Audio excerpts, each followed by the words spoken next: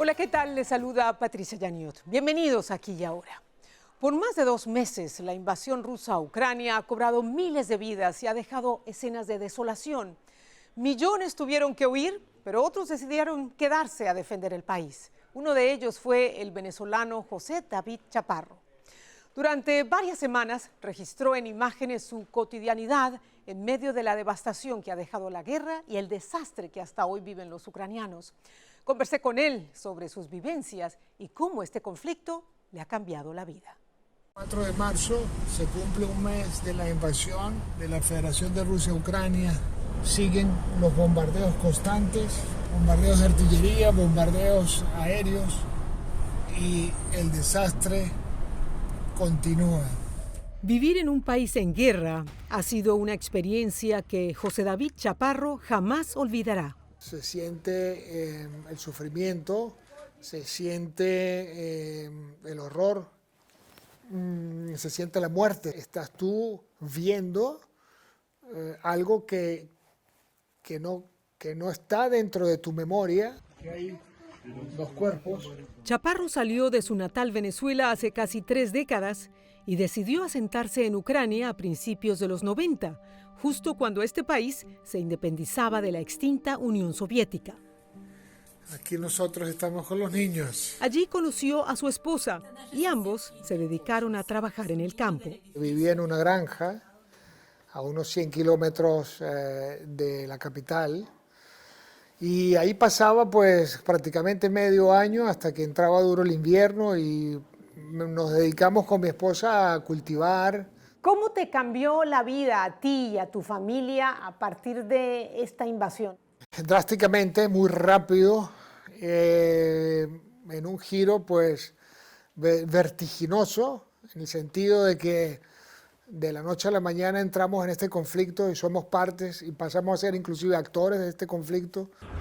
Comenzaron los bombardeos indiscriminados y José David y su esposa, en lugar de abandonar el país, decidieron unirse a la defensa de Ucrania. Yo tuve que venirme acá a la capital, tuve que, ya como sabes, pues ingresar a la defensa territorial, firmé un contrato, entré al batallón y bueno, de ser un civil común y corriente, ahora soy, pues todavía soy civil, pero ya tengo directrices militares y tengo ya algún entrenamiento. Cada chaleco es una vida que salvamos. En las primeras semanas de la guerra fueron muchos los momentos de tensión.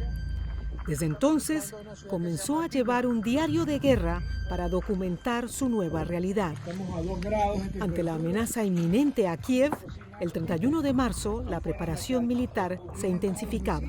Nos estamos preparando porque en la ciudad se están recrudeciendo los ataques diarios de artillería, los ataques aéreos, los ataques con misiles y con cohetes. Y en cualquier momento, pues, hay que entrar ya en combate.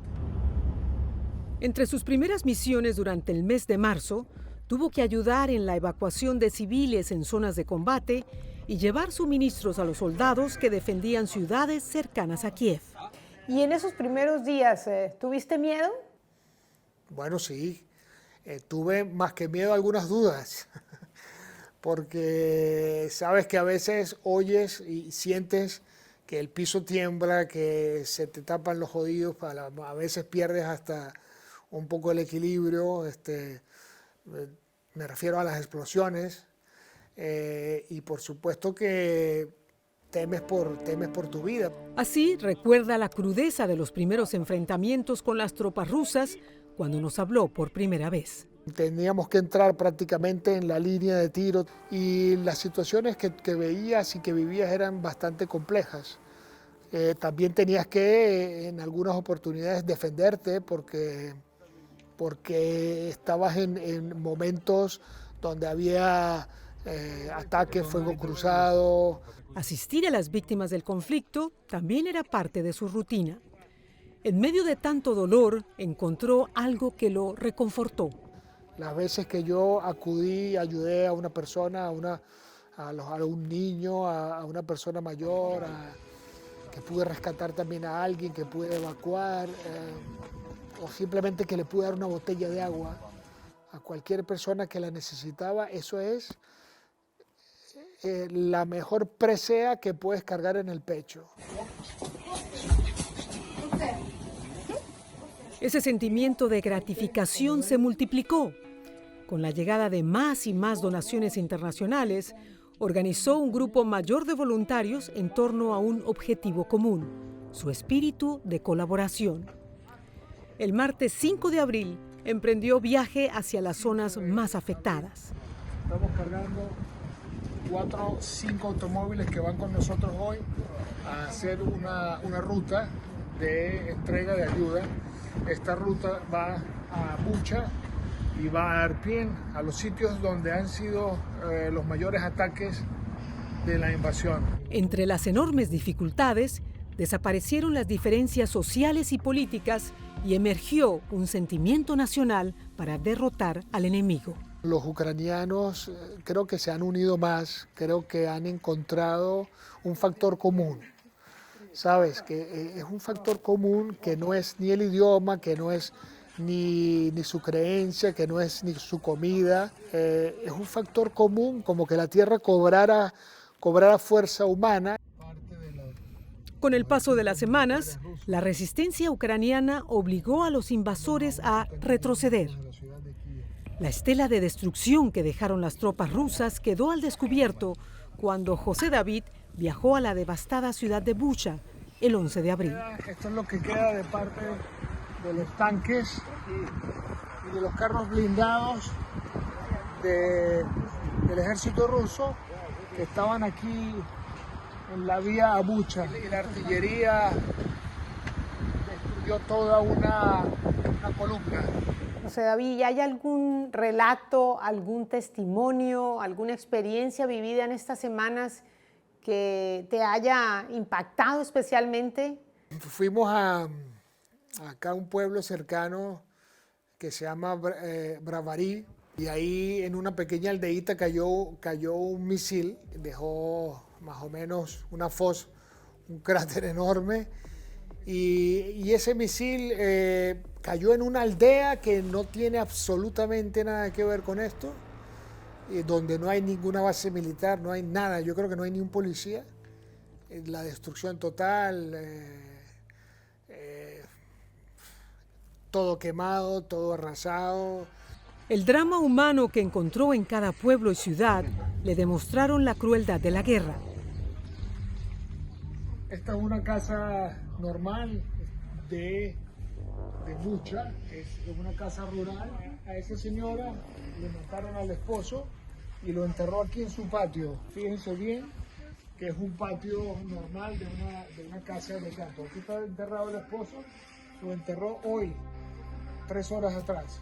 Las víctimas inocentes se iban acumulando, pero también iba creciendo la tenacidad del ejército ucraniano ante un agresor mucho más poderoso.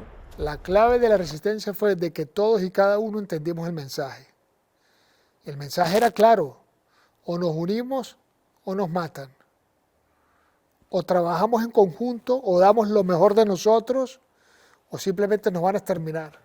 Aunque el fin del conflicto es incierto y José David Chaparro no baja la guardia en sus labores de defensa territorial, él ya tiene la mirada puesta en su futuro. ¿Qué viene para ti, para tu esposa, para la vida en Ucrania? Que viniera una pronta paz, que viniera la colaboración en la reconstrucción de este país, y que viniera también tiempos buenos para mi patria, para Venezuela, para también de alguna manera ayudar a salir de este problema que tenemos allá.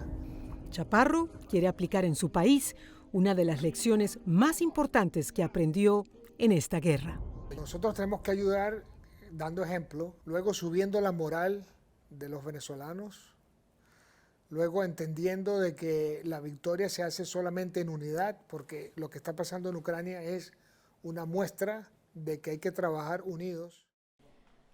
Mientras José David sigue comprometido en su labor como voluntario en la Unidad de Defensa Territorial, la resistencia ucraniana ha obligado a las fuerzas rusas a replegarse al este del país, donde han concentrado sus ataques. A su vez, las sanciones económicas y la presión internacional han empujado a Moscú a replantearse los objetivos de su injustificada invasión.